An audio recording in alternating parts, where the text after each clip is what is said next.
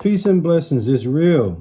First and foremost, I want to take this time and give all praises, glory, and honor to our Heavenly Father, Yahweh, through His only begotten Son, Yahushua, for allowing this word to come out. And I hope you sincere brothers and sisters are truly edified by this word. In the name of tonight's word, we're going to call Let Your Women Keep Silence in the Church, for it is not permitted unto them to speak. All right, what's the name of the word tonight is going to be?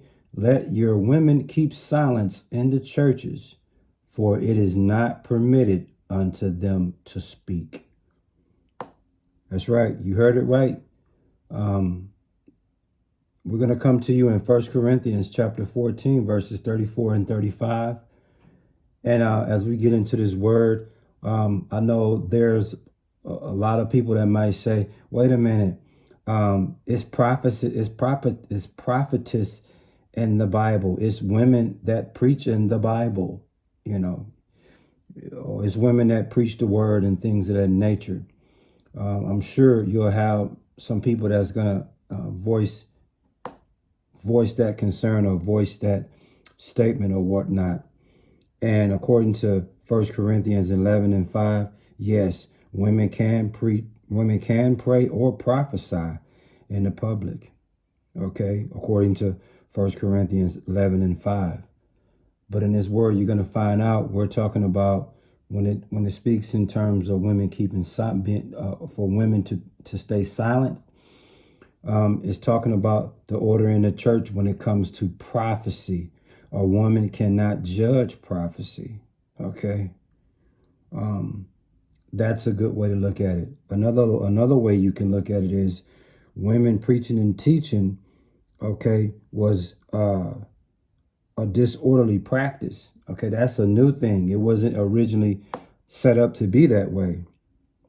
Okay, when all speaking and teaching and preaching was prohibited. Okay, and in Genesis 3 and 16, part of the woman's indictment for what Eve did was they were to be submissive. And that trickles along right into church as well, being submissive. You see? So in this word, man, we're going to speak about order in the church. And you're going to find out that a woman, keeping your woman silent in the church was just an Israelite Jewish custom. It's nothing new. This is how it was set forth from the beginning. Nowadays, things are totally different. You have women dominating a lot behind the pulpit. We did a lesson on Daryl Hines, and he has his wife in the pulpit preaching and teaching. And as a bishop, one of the bylaws calls for your woman not to be preaching and teaching. So you have instances where prophetess spoke, but it's a short few of those. For the most part, a woman was to keep silent in the church. Okay? Just like she's submissive, she's called to be submissive to her man. She's also called to be submissive in the church. And you get a lot of controversy in the church today because a lot of women, even those that are not preaching and teaching, they're in there speaking as though they want to be a preacher. They're in there speaking and voicing their opinion when they should be silent. When you go home to your husband, who's the man that deals with the Bible, you get your understanding from him. But enough with the talking. Let's get right into it. Without further ado, 1 Corinthians 14:34 reads, "Let your women keep silent in the churches, for it is not permitted unto them to speak, but they are commanded to be under obedience, as also saith the law." You see that? So let's analyze that, y'all. The first thing it says is women keep silence. Women is to hold their peace in the churches. Why? Because it's not allowed, it's not entrusted in them to utter words. You see? It says, but they are commanded to be under obedience. So they are commanded to obey. They are commanded to subject oneself. They are commanded to submit to one's control. They are commanded to be submissive, as the law says. And when you look all the way around Israel today, that's not what's going on with the sisters, the Israelite sisters, the women. That's not what's going on, man. Okay? It's like it's a new thing that's going on. You know, the women are more outspoken than the men. It's hilarious, dude. And again, this is not a diss on the prophetess women that's out there. This is not a diss on women that preach and teach the word. Because I'm just telling you, according to the original institution, okay, of the Israelite Jewish customs, a woman was to be silent. That was the normal practice. You see, a woman preaching and teaching, that's disorderly, man. It's prohibited. You see, this is just not me speaking. What you see on the screen, this is symbolic to what a woman should, how she should behave at church. Silence. Shh, shush. You should be silent. That's the position you should take. Exactly what you see on the screen. Verse 35, 1 Corinthians 14. And if they will learn anything, let them ask their husbands at home, for it is a shame for women to speak in the church, man. Come on, y'all. Do I really need to? That goes without saying. But let's just break that down. So again, in a nutshell, when it comes to women in the church, you are to hold your peace. Okay? You are not allowed. It is not entrusted in you to utter any words. You are to obey. You are to submit oneself. You are to submit to one's control. You are to be submissive, as the law says. And in verse 35, if you want to increase one's knowledge, aka learn anything, let them ask their husbands at home, privately, okay? For it is dishonorable, aka a shame, for women to speak in the church, man. You see that? So any gospel, first of all, you are to be submissive. And any gospel, any scriptures, any understanding, okay, you ought to seek that information in private at home from your husband.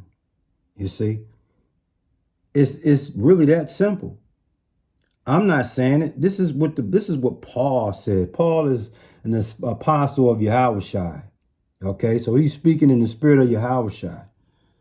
He's stamped as legit apostle. And I'm sorry, y'all. I'm dehydrated, so just bear with me. So the woman position, man, okay, is silence, like you see on the screen. It's put it this way. Women were not to be able to disrespect the church meeting.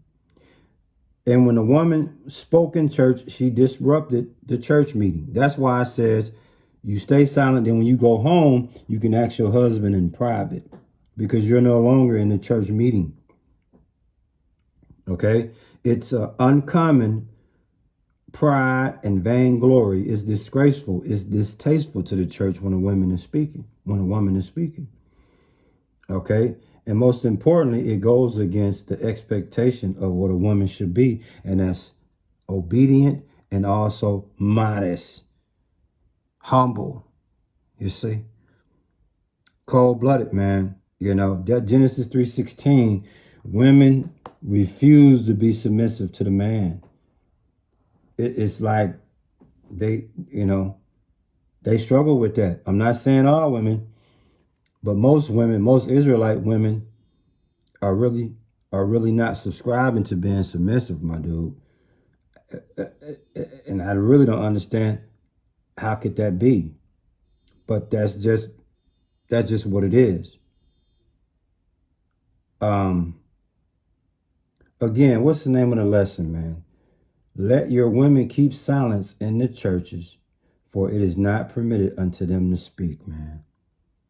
And that's just what it is, y'all. You sincere sisters, hey, if you in a church setting, hold your peace. And when you get home, if your husband deal with the Bible, you get the understanding from him what was spoken in the church. Okay, if he's a worldly man, then hey, you hold your peace, and you might want to get the book and just look up the scriptures that was spoke upon and try to get your understanding, man.